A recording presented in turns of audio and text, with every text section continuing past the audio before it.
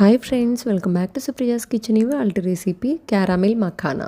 ఇది ఎలా ప్రిపేర్ చేయాలో చూసేద్దాం రండి. ముందుగా అయితే ఒక కడాయిలో మఖానాని డ్రై రోస్ట్ చేసుకోవాలి.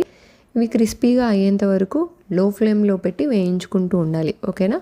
ఇవి మనం ప్రెస్ చేసి చూసినా తెలుస్తుంది, లేదా తిని చూసినా తెలుస్తుంది క్రిస్పీగా అయ్యాయా లేదా అని. ఓకేనా? ఇక్కడైతే ప్రెస్ చేసి ఇలా అయినా చూడొచ్చు, తిని అయినా చెక్ చేసుకోవచ్చు. ఓకేనా? క్రిస్పీగా అయిన తర్వాత ఈ మఖానాని పక్కన పెట్టేసి ఇదే కడాయిలో 4 లేదా 5 టేబుల్ స్పూన్ల బెల్లం పొడిని అయితే పొడి బెల్లంని తీసుకుంటున్నాను.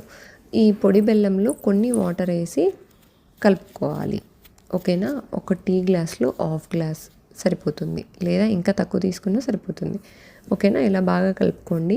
ఇక్కడ బెల్లంని ఫిల్టర్ చేసే పని ఉండదు, పొడి బెల్లం కాబట్టి. ఓకేనా?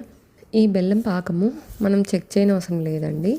పాకం అనేది దగ్గర పడ్డాక, అంటే చిక్కబడ్డాక యాడ్ చేస్తే సరిపోతుంది. ఓకేనా? కొంచెం నెయ్యిని అయితే యాడ్ చేశాను, హాఫ్ టేబుల్ స్పూన్ వరకు.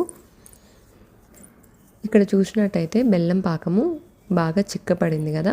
నేను ఈ మఖానాతో పాటు ఇందులోకి నువ్వుల్ని కూడా యాడ్ చేస్తున్నాను. ఇప్పుడు నువ్వులు మనం డైలీ కొంచెం మోతాదులో తీసుకుంటే చాలా మంచిది కదా.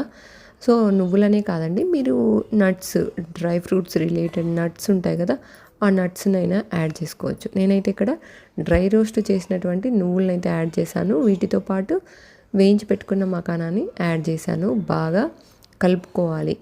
వీటిని కలిపేటప్పుడు స్టవ్నైతే లో ఫ్లేమ్లో పెట్టి కలపండి. ఓకేనా? బాగా కలిపిన తర్వాత స్టవ్ ఆపేయండి. ఇప్పుడు నేను ఒక ప్లేట్లోకి తీసుకొని వీటిని అన్నిటినీ ఒకదానికొకటేమి స్టిక్ అయి ఉండవు. ఒకవేళ అలా అయి ఉంటే చేత్తో చల్లగయ్యాక పక్కనకి తీయచ్చు. ఓకేనా?